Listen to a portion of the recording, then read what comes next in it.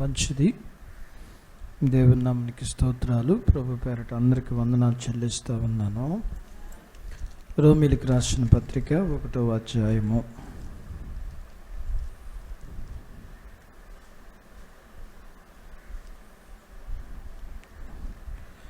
24వ వచనం నుంచి 32వ వచనం వరకు ఉత్తరాలుగా చదువుకుందాము. ఈ హేతువు చేత వారు తమ హృదయమున దురాశలను అనుసరించి తమ శరీరములను పరస్పరము అవమానపరుచుకున్నట్లు దేవుడు వారిని అపవిత్రతకు అప్పగించెను.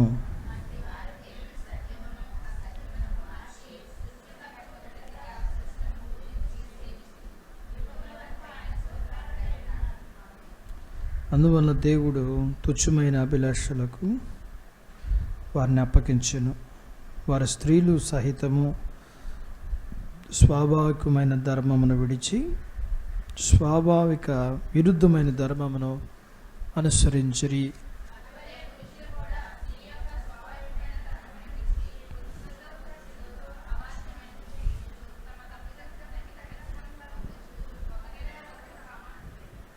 మరియు వారు తమ మనస్సులో దేవునికి చోటు నొల్లకపోయిరి గనుక చేయరాని కార్యములు చేయుటకు దేవుడు భ్రష్ట మనసుకు వారిని అప్పగించెను.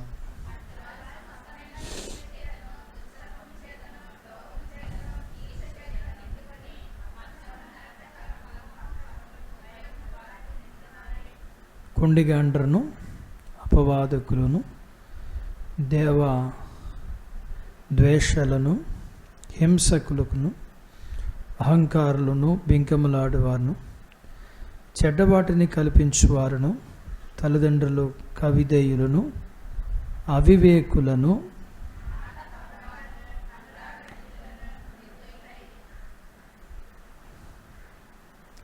ఇటు కార్యములు అభ్యసించువారు మరణమునకు తగినవారు అను దేవుని న్యాయ విధిని వారు బాగుగా ఎరుగుండి వాటిని చేయుచున్నారు. ఇది మాత్రమే గాక వాటిని అభ్యసించు వారితో సంతోషంగా సమ్మతించుచున్నారు. దేవుడు తన మాటలు మన కొరకు దీవించునుగాక. ప్రార్థించుకుందాం. ప్రేమ కలిగిన తండ్రి, మీ పరిశుద్ధ నామాన్ని బట్టి మీకు వందనాలు చెల్లిస్తూ, మీరు మమ్మల్ని ప్రేమించారు, సజీవులు లెక్కలించారు, క్షమించారు, మరొక దినం ఇచ్చారు, పగటి కాలం అంతా మీ సన్నిధి మాతో ఉంచారు. ప్రభువా, మరి మీరిచ్చిన మంచి వాతావరణంకై, కరెంటు కొరకై మీకు వందనాలు. మేమందరం కూడుకోవడానికి సహాయం చేశారు. ఈ సమయంలో మరి ప్రారంభ ప్రార్థనలోనూ పాటల్లో ప్రార్థనలో కూడా మీరు సహాయం చేస్తూ వచ్చారు. వాక్య పరిచయలో రోమీయులకు రాసిన పత్రిక 1వ అధ్యాయాన్ని మేము ధ్యానించడానికి మీరు మాకు సహాయం చేస్తున్నారు. వాక్యం ఇది ప్రజలు కూడా మీ వారము. మీరు మాట్లాడుతుండగా వినగల చెవి, గ్రహించే మనసు, అవలంబించే జీవితాన్ని ఇవ్వండి. ఎక్కడ 2-3 కూడి ఉంటే వారి మధ్య నేను ఉంటాను అన్నారు. మా మధ్యన ఉన్నారు. మా ప్రార్థన మీరు వింటున్నారు. ఈ ఆరాధనని మమ్మల్ని మీ చేతులకు అప్పగించుకుంటూ మహిమా ఘనత ప్రభావాలు మీకు చెల్లిస్తూ యేసు ప్రభు వారి నామములో ఈ స్తుతులు, ఈ మనవులు మీకు సమర్పిస్తున్నాము తండ్రి. ఆమేన్. మంచిది ప్రియులారా, మనం గమనించినట్లయితే అపోస్తలుడైన పౌలు రోమాలో ఉన్న సంఘానికి మరి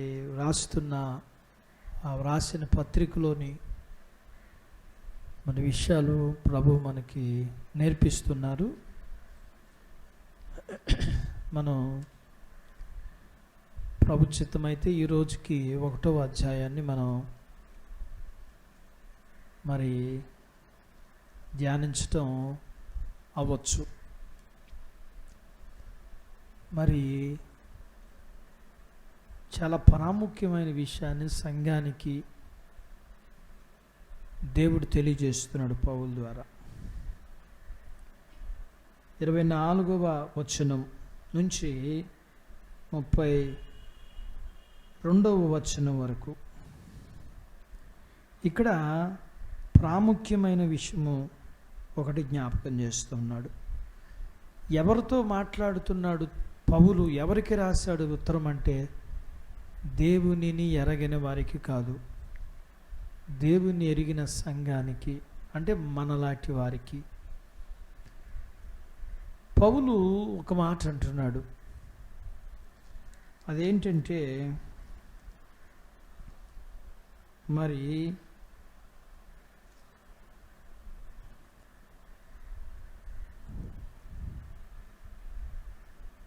దేవుని పిల్లలమైన మనము దేవుని మాటకి విధేయత చూపించకపోతే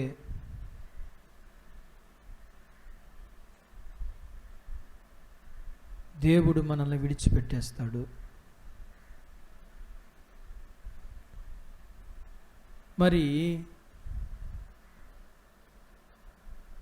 విడిచిపెట్టేయటమే కాదు, దేవుడు ఏం చేస్తాడంటే మనల్ని భ్రష్ట మనసుకి అప్పగిస్తాడని 28వ వచనం అంటాడు. మరియు వారు తమ మనస్సులో దేవునికి చోటయ్య నొల్లకపోయిరి గనుక చేయరాని కార్యములు చేయుటకు దేవుడు భ్రష్ట మనసుకు వారిని అప్పగించాడు. ఈ వాక్యాన్ని ధ్యానం చేస్తూ ఉంటే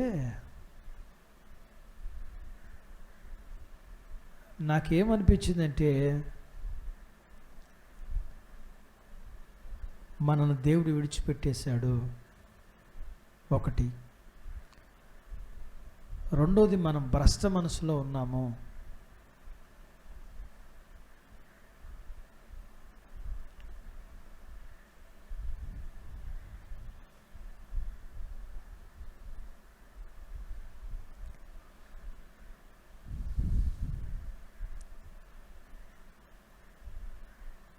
ఏమంటున్నాడంటే, ఎవరైతే ఇలాంటి పనులు చేస్తారో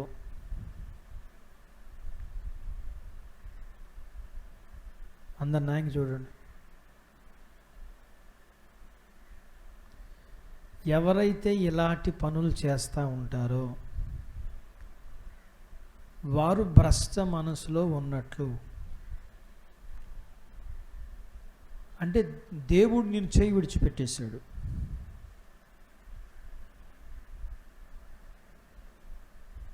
ప్రార్థన చేయటానికి వెళ్ళిన పరసైడుకు కూడా తెలీదు దేవుడు తన చెయ్యి విడిచిపెట్టేశాడని.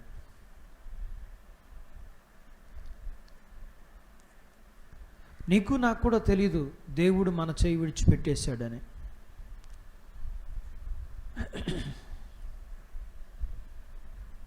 అయితే మనం చేస్తున్న పనులు బట్టి మనకు అర్థం అవ్వాలి. కనీసం ఇప్పుడైనా, ఈరోజైనా బాగా లావుగా ఉన్నవాళ్ళంట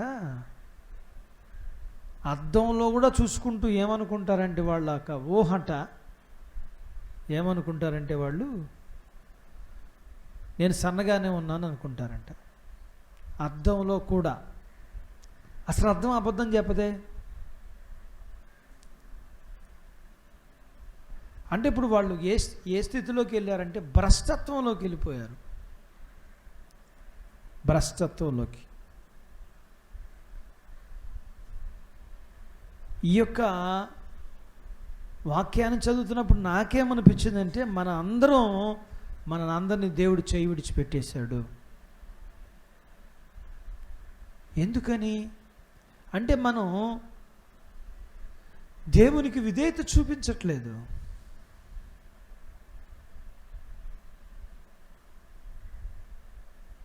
దేవుడు చేయి విడిచిపెట్టేయటమే కాదు, రెండోది ఏం చేశాడంటే భ్రష్టత్వానికి. మీరు నా ఇంక చూడండి అని ఒకసారి చెప్పా, మీరు చూడండి నేను చెప్తుంటాను. మనం ఇలాంటి పనులు చేస్తున్నాము అని అంటే దేవుడు మన చెయ్యి విడిచిపెట్టేశాడు. రెండోది, దేవుడు మనల్ని భ్రష్టత్వానికి అప్పగించాడు. ఒకటి, సమస్తమైన దుర్నీతి అంటే చెడుతనం. ఏ విధమైన చెడుతనమైనా సరే. రెండోది, లోభం. లోభం అంటే ఏంటి? లోభి అంటే ఎవరు? పిసినారు. తను తిండో, తన కుటుంబీకులను తిన్నవాడు ఏం చేస్తాడంట? ఏం చేస్తాడంటే ఊరోళ్ళు పాలు చేస్తాడు డబ్బుల్ని.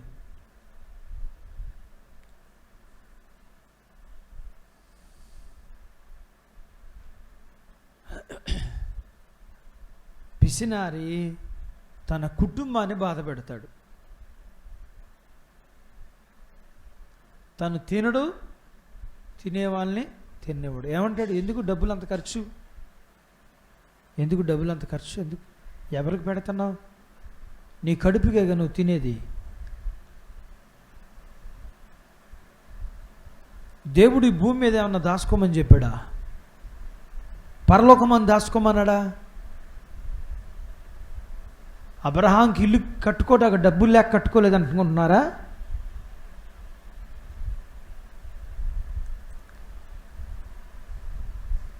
శాశ్వతమైన పట్టణం ఇది కాదని తాను ఎరిగి ఏం చేశాడట? వాగ్దాన భూమి కోసం కనిపెట్టాడు. కాబట్టి ఒకవేళ మనకి ఇలాంటి లక్షణాలు మనలో ఉంటే ఖచ్చితంగా దేవుడు మనం చేయి విడిచిపెట్టేశాడు. లేదండి, వాక్యం అబద్ధం, దేవుడు నాతోనే ఉన్నాడు, నేను ఇలాంటి జీవితాన్ని కలిగి ఉన్నా సరే దేవుడు నాతోనే ఉన్నాడు అని మనం అనుకుంటే ఇంక దానికి చేసేది ఏం లేదు మనం. రెండవది, మరొకటి ఏమన్నాడంటే ఈర్ష్య. అంటే పక్కనోళ్ళు బాగుంటే ఓర్చుకోలేకపోవడం. ఇవన్నీ మనకున్నాయి. నేను ఇది ధ్యానం చేస్తున్నప్పుడు ఇవన్నీ మనకున్నాయి. నాకు అర్థమైంది ఏంటంటే దేవుడు మనల్ని చేయి విడిచిపెట్టేశాడు, మనం భ్రష్టత్వంలో ఉన్నాం. తర్వాత మత్సరం అంటే కుళ్ళు అన్నమాట. కుళ్ళు అంటే లోపల చెడుతనం. తర్వాత నరహత్య అంటే ఎట్లా అంటే మాటల చేత బాధ పెడతాం మనుషుల్ని. తర్వాత కలహము అంటే పోట్లాట. కపటం. తర్వాత ఇతరుల గురించి చెప్పడం, వాళ్ళ గురించి వీళ్ళకి, వీళ్ళ గురించి వాళ్ళకి చెప్పడం. దాన్ని ఏమన్నాడంటే కుండిగ్రాండు. అపవాదకులు, దేవద్వేషులను, హింసకులు, అహంకారులు, బింకంలాడేవారు, గర్వంగా మాట్లాడేవారు, చెడ్డవాటిని కల్పించేవారు, తల్లిదండ్రులకు అవిధేయులు. మాట తప్పని వారని చదివారు మీ అందరూ. మాట తప్పువారు, అక్కడ తప్పువారు ఉంది. మాట తప్పువారు, అనురాగ రహితులు, ప్రేమ అనేది లేదు. ఇవన్నీ మనలో ఉన్నాయా? ఖచ్చితంగా నాలో ఉన్నాయి. మీలో ఉన్నా లేకపోయినా నాలో ఉన్నాయి. ఖచ్చితంగా దేవుడు ఎవరినైతే చేయి విడిచిపెట్టేసి ఎవరికైతే భ్రష్టత్వానికి అప్పగించాడో అట్టి క్రియలన్నీ నాలో ఉన్నాయి. ఇప్పుడు ఏం చేయాలి మనం? ఆలోచించండి. ఏం చేయాలా? ఎవరిని ఎలాంటి జీవితానికి అప్పగిస్తాడంటే దేవుడు, ఎవరైతే తమ జీవితాన్ని తమ ఇష్టానుసారంగా నడిపించుకుంటారో వారిని.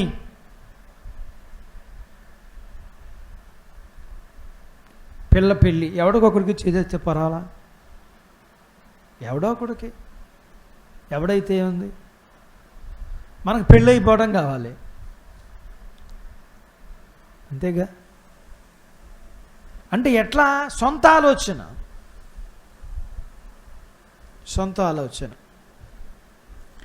కాబట్టి మనం గమనించినట్లయితే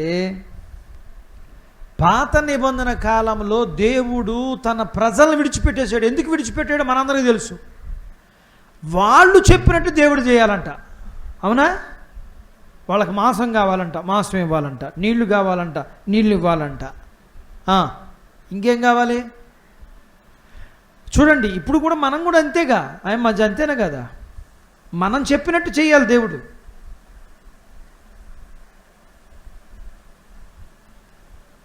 పాత నిబంధన గ్రంథంలో దేవుడు వారిని చేయి విడిచిపెట్టేసి వారిని భ్రష్టత్వానికి అప్పగించాడు. వాళ్ళు దేవునికి విరోధమైన పని చేశారు, దేవుని కోపం వారి మీదకి వచ్చింది, చచ్చిపోయారు.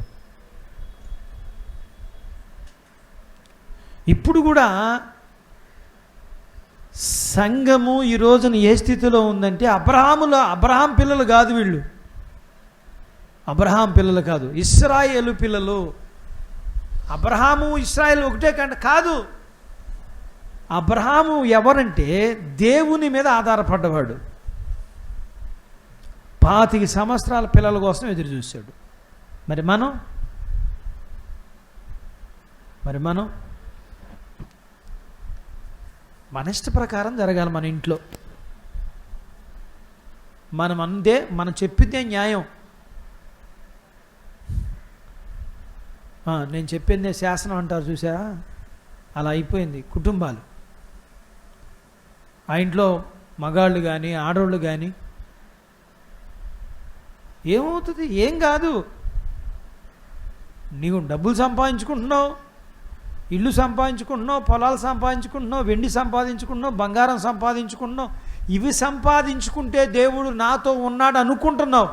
దేవుడు లేనివాడికి కూడా ఇవన్నీ సంపాదించుకుంటున్నాడు. వాడు ఎలా సంపాదించుకుంటున్నాడు అన్యాయంగా, నువ్వు కూడా అలాగే సంపాదించుకునేది. న్యాయంగా సంపాదిస్తే అప్పులు తప్ప ఏముంటాయి చెప్పండి?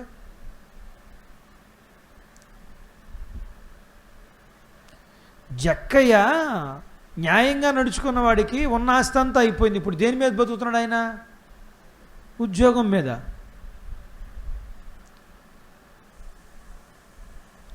ఆలోచించండి. కాబట్టి దేవుడు ఇశ్రాయేలు ప్రజలను విడిచిపెట్టేశాడు, అబ్రహామును విడిచిపెట్టలా. అబ్రహాము దేవుని మీద ఆధారపడి బ్రతికిన వ్యక్తి. తన కుమారుడికి దేవుడు చెప్పినట్లుగా తన యొక్క బంధువుల్లో కుమార్తెను మాత్రమే తీసుకున్న వ్యక్తి. 25 సంవత్సరాలు పిల్లల కోసం ఎదురు చూసిన వ్యక్తి. దేవుడు చెప్పినట్లుగా తన కుమారుడిని బలి ఇవ్వటానికి ఇష్టపడిన వ్యక్తి.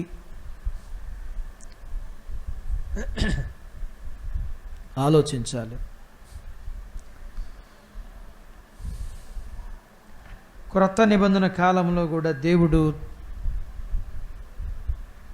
యేసు ప్రభువారు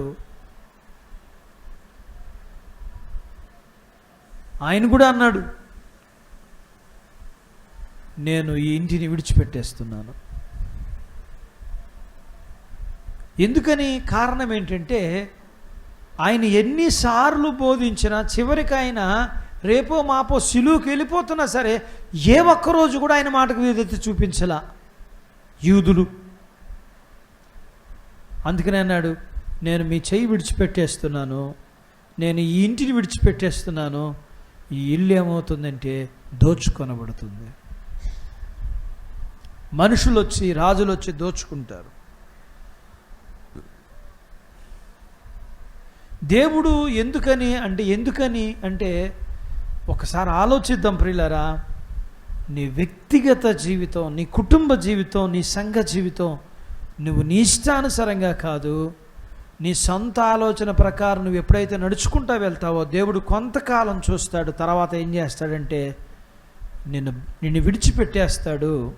విడిచిపెట్టేయడమే కాదు, నిన్నేం చేస్తాడంటే నువ్వు చెయ్యరాని కార్యమును చేసేటట్లుగా చేస్తాడు. దానివల్ల దేవుని కోపం నీ మీదకి వస్తుంది. గుండెల మీద చెయ్యేసుకుని చెప్పుకుంటే మనం ఆ రోమిలికి రాసిన పత్రికలో 1వ అధ్యాయంలో 28 నుంచి 32 వచనాల్లో ఉండబడిన భాగంలో ప్రతి క్రియ మన జీవితంలో మనం కలిగి ఉన్నాం. ప్రతి క్రియ. ఎందుకు ఇలా జరిగిందంటే ఒకటే, నీ ఇష్ట ప్రకారం నీ జీవితాన్ని నువ్వు కొనసాగిస్తున్నావు. నీ ఇష్ట ప్రకారం ప్రతిదీ నీ ఇష్టమే. ప్రార్థన చేసేటప్పుడు నేను బానిసని అంటావు, క్రైస్తవుని అంటావు, దేవుని బిడ్డని అంటావు, దేవుని సేవకుని అంటావు.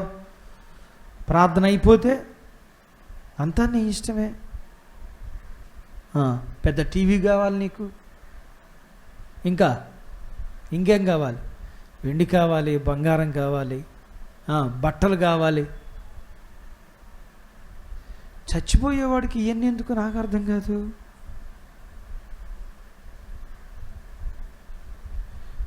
నువ్వు నేను చచ్చిపోయిన తర్వాత ఏమీ పెట్టరు.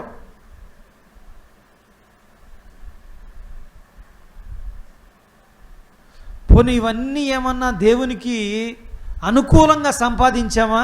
కాదు. అది నీకే తెలియాలి. దాంతో క్వాలిటీ ఎంత ఉందో, ఎంత యథార్థంగా సంపాదించుకున్నావో అది నీకు దేవునికే తెలియాలి. ఆలోచించాలి. కాబట్టి ఇలాగ మనం చూస్తే మరి కీర్తనల గ్రంథం 81వ కీర్తన 12వ వచనం చూద్దాం.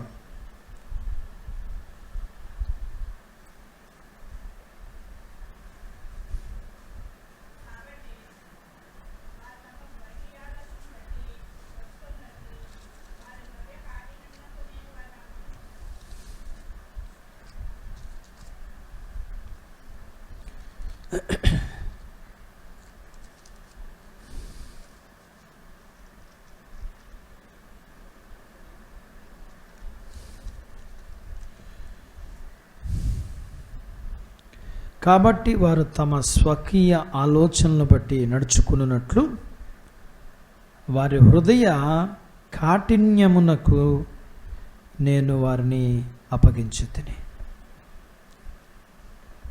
ఇందాక మీకు చెప్పాను నేను, ఎందుకని నువ్వు మొండితనంగా బ్రతుకుతున్నావో తెలుసా? మీకు అర్థమవుతుందా? మొండితనం, చెప్పిన మాట ఎవరు చెప్పినా వినవు. ఇక్కడ కూడి ఉన్న మనం అందరం అంతే. ఏం చేస్తాం? ఎవరు చెప్పినా వింటామా? మనం పుట్టిన తల్లిదండ్రులు చెప్పిన మాట వింటలా, పాస్టర్ గారి మాట వింటలా, వీళ్ళిద్దరిని ఇచ్చిన దేవుడి మాట వింటలా, ఎవరి మాట నేను ఎవరి మాట విన్నాను. ఆ మనసు ఇచ్చింది కూడా దేవుడే. ఎందుకో తెలుసా?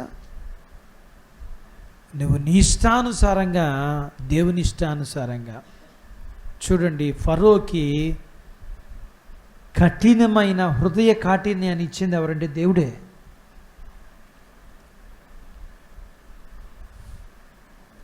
ఆలోచించండి. నువ్వు మొండివాడిగా బ్రతుకుతున్నావా అంటే దాని అర్థం ఏంటంటే నువ్వు దేవునికి విరోధివి.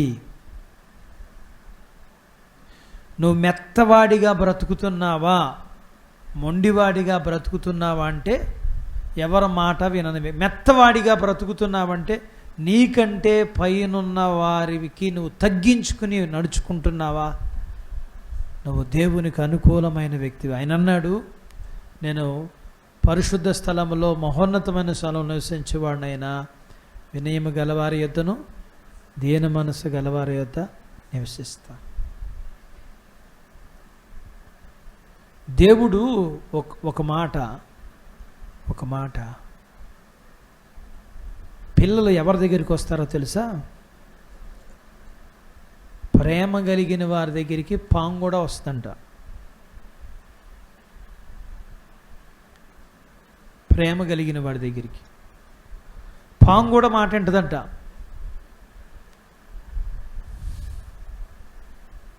ఆలోచించండి. నువ్వు మొండితనంగా ఉంటున్నావా నీ జీవితంలో? దేవుడు నిన్ను కఠినత్వానికి అప్పగించాడు అని అంటే దాని అర్థం ఏంటంటే, కఠినత్వం ఏంటంటే గర్వం. నాశనానికి ముందు ఏమొస్తుందో తెలుసా? గర్వం వస్తుంది. కాబట్టి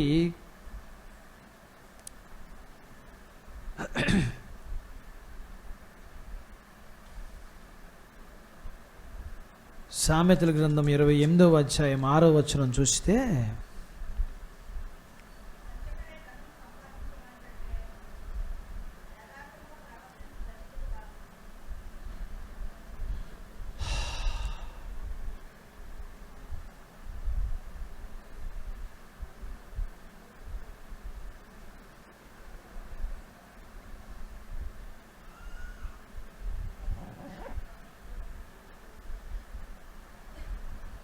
అయిపోయిందా చదవటం?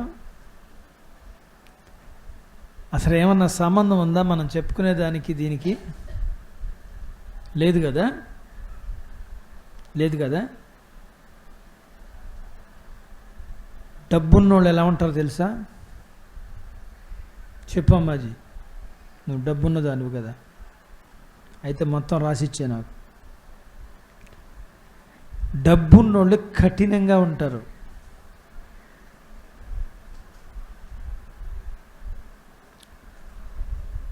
డబ్బు సంపాదించేవాడు ఎలా చేస్తాడంటే, ఇక్కడ అంటున్నాడు, వంచకుడై ధనము సంపాదించు వానికంటే.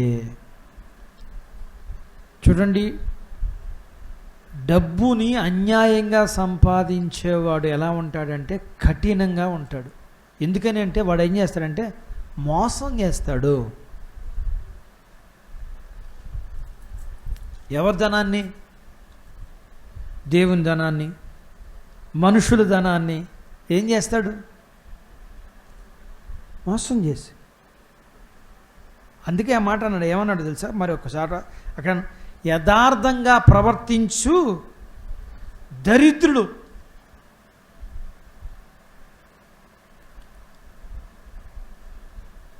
వాసి అనంటే వాడు నిత్యము ఉంటాడు, మన అందరికీ తెలుసు. దరిద్రుడైన లాజరు బ్రతికాడు. ధనవంతుడు ఏమయ్యాడు? నరకంలో కూడా చచ్చాడు. మామూలుగా చచ్చిపోవటమే కాదు, నరకంలో కూడా చచ్చిపోయాడు. ఒకటి, కొన్ని విషయాలు చెప్పుకున్నాం. మరలా నువ్వు మొండితనంగా ఉంటున్నావా? మొండితనంగా ఉంటున్నావా? దేవుణ్ణి చేయి విడిచిపెట్టేశాడు. మీరు మీ ఇంటిలో, సంఘములో మొండివారిగా, తగ్గించుకొని వారిగా, మాటకు విధేయత చూపించని వారిగా ఉన్నారంటే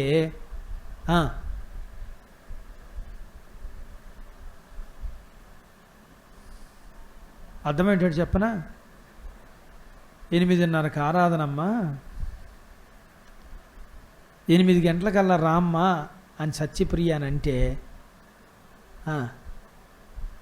అంటే అందరు సత్యప్రియకేనా? అందరికీనా?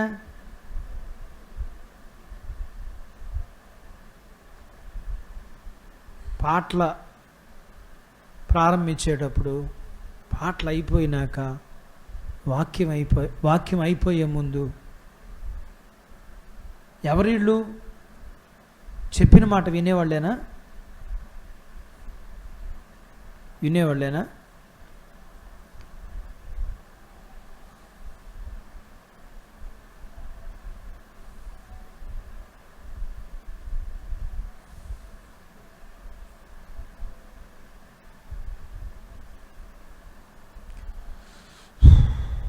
మీరు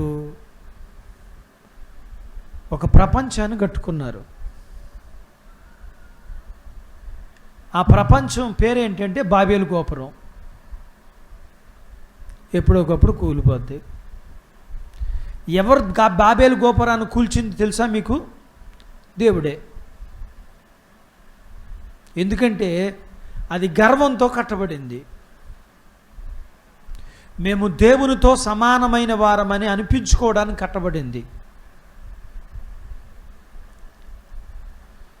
దేవుడు దయాదాక్షిణ్యం వల్ల బ్రతికే మనం, దేవుని వాక్యం చెప్తుంది మనము దేవుని దయ వల్ల బ్రతుకుతున్నాం. గుప్పుడు అన్నం తిని ఒక గంట నిద్రపోతున్నామంటే దేవుడి దయ. మనకేమనిపిస్తుందంటే నేను నా అదృష్టం కొద్దిగా బ్రతుకుతున్నా.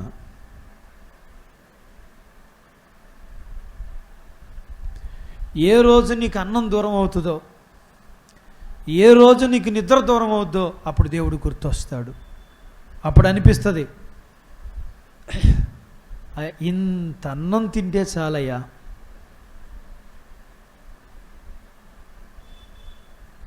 మొన్న ఎవరో ఫోన్ చేశారు, గుర్తులేదు నాకు. తెనాల నుంచి ఫోన్ చేశారు. ఒక ఆవిడ ఫోన్ చేసింది.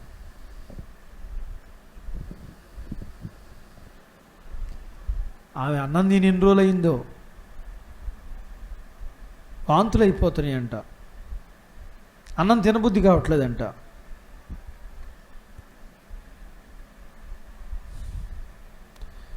ఏమందో తెలుసా ఆవిడ, నన్ను బ్రతికిస్తే నేను దేవుని దగ్గరికి వచ్చేస్తానయ్యా, ఇక అంతకంటే నాకు అవకాశమే లేదు. చూసారా ఏమొచ్చింది ఇప్పుడు ఆమెకి? మారు మనసు. మరి మనకే ఏ మనసు మంది? ఏ మనసు మంది? 4 ఏళ్ళు నోట్లోకి వెళ్తానే రోజుకి ఎన్ని గంటలు పడుకోవచ్చానంటే డాక్టర్ గారు 6 గంటలు పడుకోమంటే 16 గంటలు పడుకుంటున్నాం. ఇంకేం తెలుస్తుంది మనకి?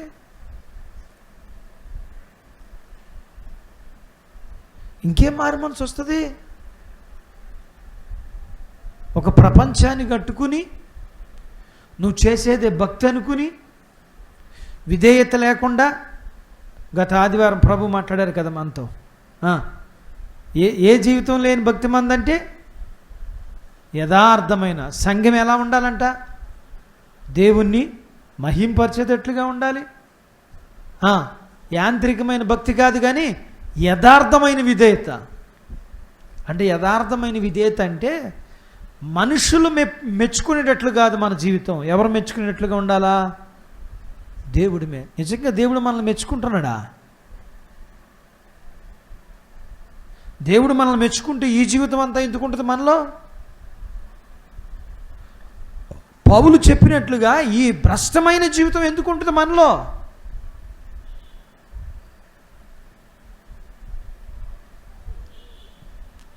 అర్థమవుతుందా మనకి? దేవుడు మన చేయి విడిచిపెట్టేశాడు. దేవుడు మన భ్రష్టత్వానికి అప్పగించాడు. ఎందుకనంటే మనకేది కావాలన్నా దేవుణ్ణి అడిగి దేవుడు ఇచ్చేంత వరకు వేచి ఉండట్లా. అప్పైనా చేసి ఏం చేస్తున్నాం మనం? బండి కొనుక్కుంటున్నాం. ఏయన్నా సరే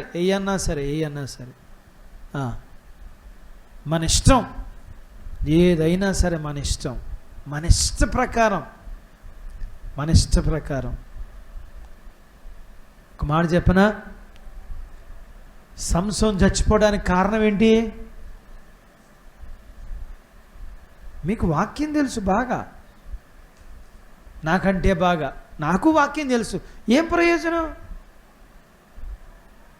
సంసోన్ చచ్చిపోవడానికి బలవంతుడు సంసోను, దేవుని కోసమే పుట్టినవాడు. చచ్చిపోవడానికి కారణం ఏంటి? తన జీవితంలో కొంతవరకు దేవుని ఇష్ట ప్రకారం తాను నడిచాడు. తర్వాత నుంచి తన ఇష్ట ప్రకారం తాను నడుస్తున్నాడు. తన ఇష్ట ప్రకారం ఫిలిష్తీయుల అమ్మాయిని పెళ్లి చేసుకోవాలనుకున్నాడు. అది దేవుని చిత్త ప్రకారమే. ఆ అమ్మాయి వద్దంది, వదిలేయొచ్చుగా. అక్కడి నుంచి తను ఏం చేశాడంటే తాను తన ఇష్ట ప్రకారం మొండితనంగా ప్రవర్తించడం ప్రారంభించాడు. నాకు ఆ అమ్మాయి కావాలి. నాకు అమ్మాయి కావాలి. అది వేరే వాళ్ళకి ఇచ్చి పెళ్లి చేసామరా అంటే మనోడు కోపం వచ్చేసి, ఇప్పుడు మనం ఒకటి కొండకి వెళ్ళామండి, కుదరలేదు అంటే దాని అర్థం ఏంటి చెప్పమ్మా? ఇప్పుడు ఈరోజు నేను చేపల కూర తినాలనుకున్నా, బజారు వెళ్ళా, చేపలు నాకు దొరకలే అంటే దాని ఉద్దేశం ఏంటి? దేవుడు వద్దనుకున్నాడు, దేవుని చిత్తం కాల. మరి అన్ని విషయాల్లో మనం అట్లాగే ఉంటున్నావా? దేవుని చిత్తం కాదని వదిలేస్తున్నావా? సంసోన్ విషయంలో కూడా అంతే. సంసోన్ విషయంలో కూడా అంతే. ఇప్పుడు తను పెళ్లి చేసుకోవాలనుకున్నాడు. అక్కడ కథ అంతా మనకు తెలుసు కాబట్టి వద్దనుకు నిలిపోయాడని చెప్పి వాళ్ళ మాంగారు ఏం చేశాడు, వేరే వాళ్ళకి ఇచ్చి పెళ్లి చేశాడు. మరలా వచ్చాడు, నా భార్య నాకు అరే చేసేసాను కావాలంటే వాళ్ళ చెల్లుంది పెళ్లి చేస్తానంటే కుదరదు నాకు అమ్మాయిగా. ఇప్పుడు ఏమైపోయాడు? మొండివాడు అయిపోయాడు. అంటే ఇప్పుడు సంసోను తన ఇష్ట ప్రకారం తను నడుచుకోవడానికి ఎప్పుడైతే ప్రారంభించాడో అప్పుడే దేవుడు అతన్ని విడిచిపెట్టేశాడు. సంసోనే కాదు, మనల్ని కూడా. ఏ రోజైతే మన అంతరంగములో మనకి విధేయత అనేది పోయిందో ఆ రోజు నుంచే దేవుడు మనల్ని విడిచిపెట్టేశాడు. తనకి కావాల్సింది ఎవరు? దేవుడు ఎవరు వెతుకుతున్నాడంట? దేవుని వెతుకువారు కలరేమో అని దేవుడు ఆకాశం నుంచి నరుల్ని పరిశీలించుచున్నాడంటే ఎవరిని వెతుకుతున్నాడు? ప్రసంగం మీకు బాగా తెలుసు. ఎవరిని వెతుకుతున్నాడు? ప్రపంచమంతా వెతికినా ఎవరు దొరికారు ఆయనకి? ఒక్క మరియే దొరికింది. ఇంకెవరైనా దొరికారా? మరియా ఆయన చెప్పినట్లుగా ఉంది. మరి మనం మరి ఏం పోగొట్టుకుంది చెప్పండి? మరి ఏం పోగొట్టుకుంది? పవిత్రతని పోగొట్టుకోలేదు, పవిత్రత లేని వ్యక్తి అని నింద పొందుకుంది.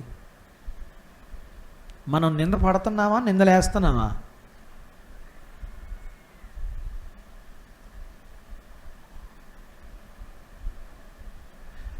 నింద కలిగే జీవితాన్ని కలిగి ఉన్నామా? అర్థమవుతుందా మనకి? అలనాడు రోమాలో ఉన్న సంఘాన్నే కాదు, అలనాడు ఇశ్రాయేలు ప్రజలనే కాదు, యేసు ప్రభు వారి కాలంలో ఉన్న యూదులనే కాదు, అలనాటి రోమాలో ఉన్న సంఘంనే కాదు, ఈరోజు మనల్ని కూడా దేవుడు చెయ్యి విడిచిపెట్టేశాడని, దేవునికి విరోధమైన జీవితాన్ని మనం జీవించడానికి దేవుడు మనల్ని భ్రష్టత్వానికి అప్పగించాడని. చేస్తే నరకానికి తప్ప ఎక్కడికి వెళ్తాం చెప్పండి? ఇప్పుడు మీరు ఒక ప్రపంచాన్ని కట్టుకున్నారని చెప్పానుగా. విధేయత లేని జీవితం మంది. మొన్న పెళ్ళికి వెళ్ళాను.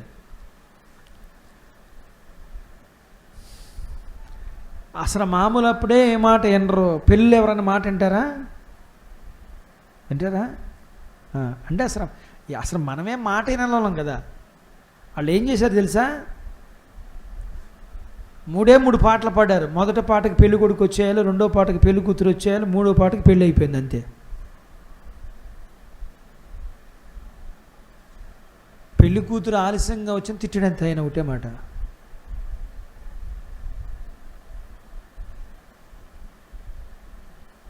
అంటే నాకు అర్థమవుతుంది, నాకు అప్పుడు అర్థమైంది ఏంటంటే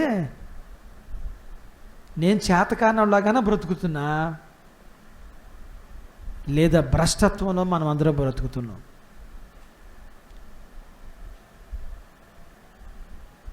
ఒకటే మాట అన్నాడు, విధేయత లేకపోతే క్రమం అంటే క్రమమే. 10ంటికి పెళ్ళి, ఫస్ట్ పాటకి పెళ్లి కొడుకు వచ్చేయాలి, రెండో పాటకి పెళ్లి కూతురు అక్కడ ఉండాలి, మూడో పాట పాడామా అంతే అయిపోయింది.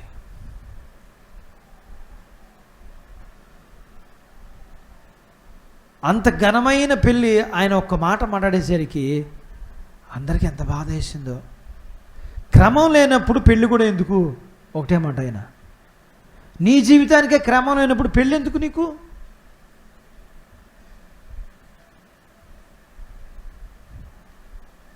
మనకు ఎక్కడైనా క్రమం ఉందా? సమయానికి లేచి, సమయానికి ఆ మందిరానికి వచ్చి, సమయానికి బైబిల్ చదువుకుని చేస్తావా?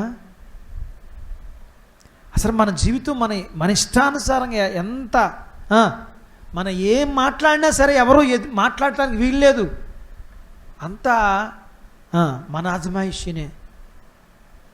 మనకి ఇష్టం వచ్చినప్పుడు సంఘానికి వస్తాం, ఇష్టం వచ్చినప్పుడు వెళ్ళిపోతాం. మనకి ఇష్టం వచ్చినట్టు మన జీవితాన్ని జీవిస్తాం. అంటే దాని అర్థం ఏంటంటే, నువ్వు ఒక ప్రపంచాన్ని కట్టుకున్నావు, నువ్వు ఒక హీరోయిన్వి, నీ ఇంట్లో నీ వ్యక్తిగత జీవితంలో అంతా నీ ఇష్టం. నువ్వు చెప్పిందే వేదవాక్కు, నువ్వు చేసేదే శాసనం, నువ్వే మహారాజువి మహారాణివి. ఎందుకో తెలుసా? అలా సాగిపోతుంది నీకు. ఎందుకని? భ్రష్టత్వంలో ఉన్నవాళ్ళు, మొండితనం.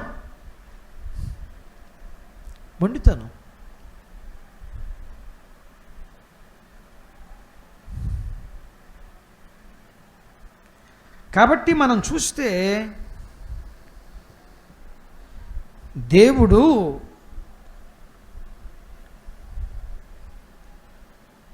గమనించండి, డబ్బు ఉన్నవాడు ఎప్పుడైనా సరే కఠినంగానే ఉంటాడు.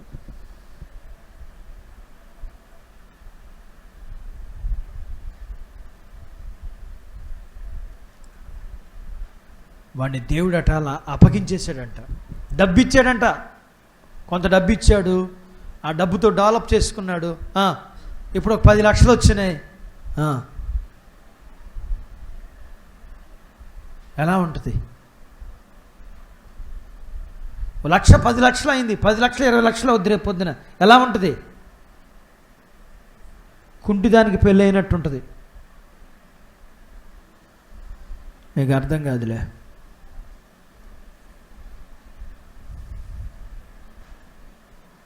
ఇక దాన్ని ఆపలేం మనం.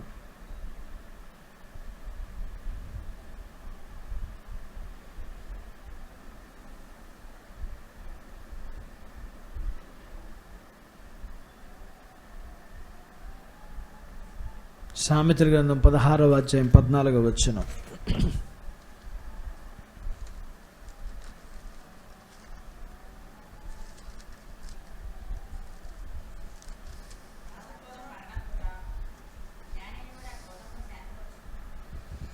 రాజు క్రోధము మరణదూత,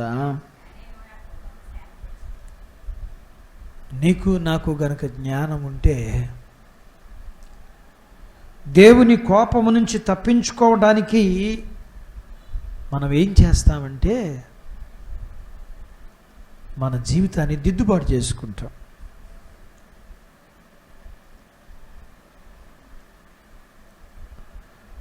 మనకి జ్ఞానం కావాలంటే దేవుని మాటకి విధేయత చూపిస్తే దేవుడు ఏం చేస్తాడంటే మనకి దేవుడు జ్ఞానం ఇస్తాడు.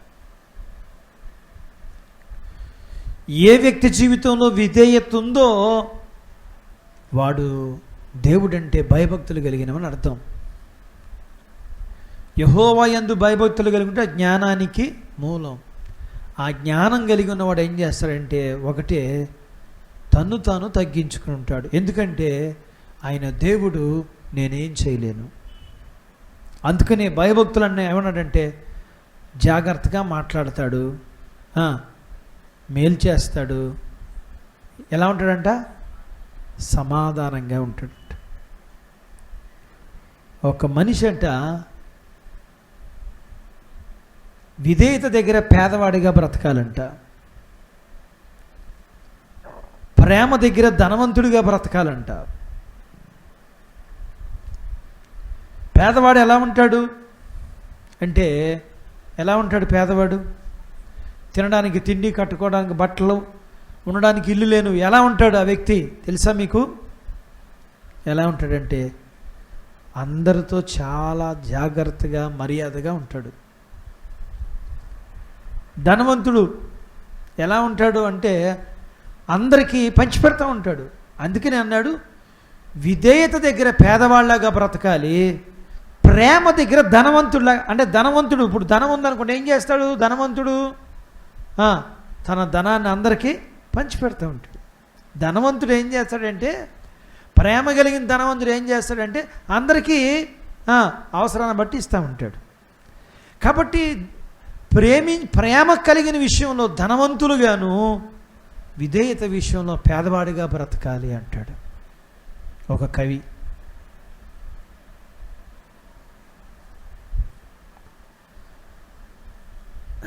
చివరిగా సంసోను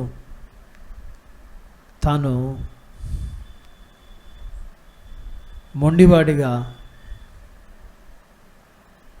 తను బ్రతకటం వల్ల తను చచ్చిపోయాడు.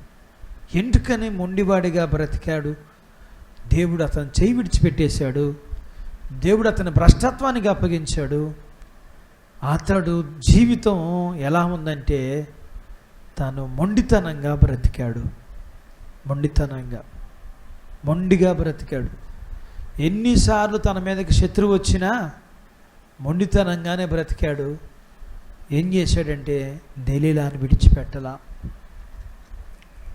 విడిచిపెట్టలా. దెలీలా అబద్ధం ఆడుతుందని తెలుసు, దెలీలా మోసం చేస్తుందని తెలుసు, శత్రువులు తను చంపడానికి వస్తున్నారని తెలుసు. ఎందుకని చచ్చిపోయాడని తెలుసా?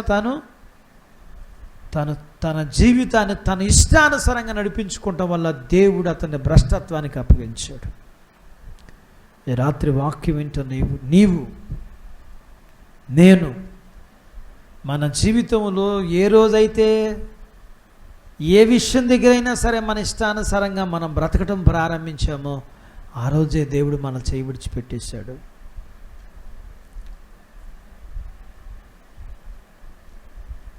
మనల్ని భ్రష్టత్వానికి అప్పగించాడు. అందుకనే మనం ఇలాంటి జీవితాన్ని కలిగి ఉంటున్నాం. సంసోను చచ్చిపోతే మనం చచ్చిపోతాం. నిత్యత్వాన్ని పోగొట్టుకుంటాం మేము. ఇప్పుడు ఈ భక్తి గత ఆదివారం దేవుడు మాట్లాడినట్లుగా యాంత్రికమైన భక్తి అన్నమాట. దేవునికి ఇష్టంగా ఏమి లేదంటే యథార్థమైన విధేయత లేదు. విధేయత ఉంటే ఏం చేస్తామంటే మనం ఇష్టానుసారంగా మాట్లాడాం. నోరుంది మన ఇష్టానుసారంగా మాట్లాడడానికి కాదుగా. అసలు దేవుడు ఏమన్నాడు? దావీదేమన్నాడు? నేను భక్తిహీనులు ఎదుట నా నోటికి నేను చిక్కం పెట్టుకుంటాను.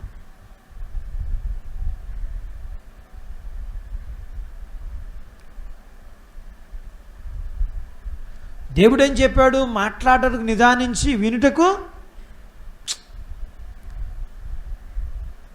మాట దగ్గర భయపడలేదు, కీడు దగ్గర భయపడలేదు, అసమాధానం దగ్గర భయపడలేదు. ఎందుకనంటే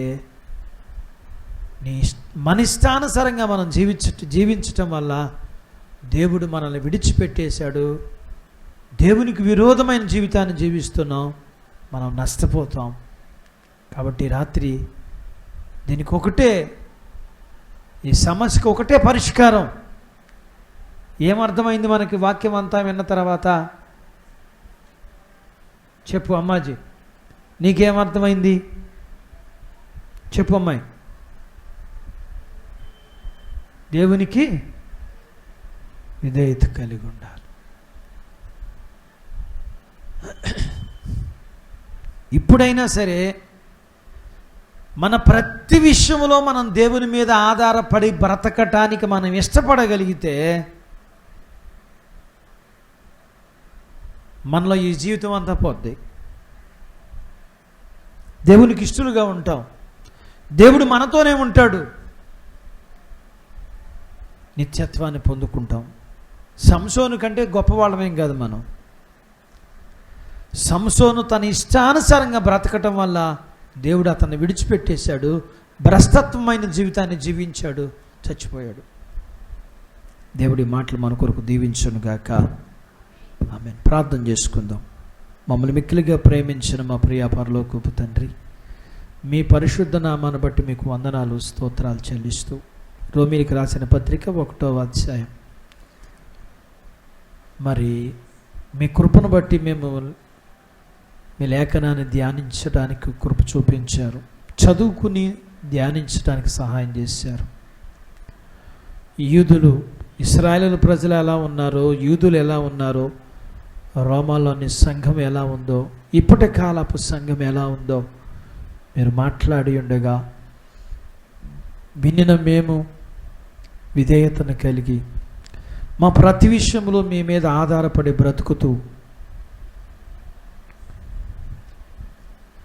మీ కనికరాన్ని, మీ దయని పొందుకున్నట్లుగా విధేయతను కలిగి జీవించటానికి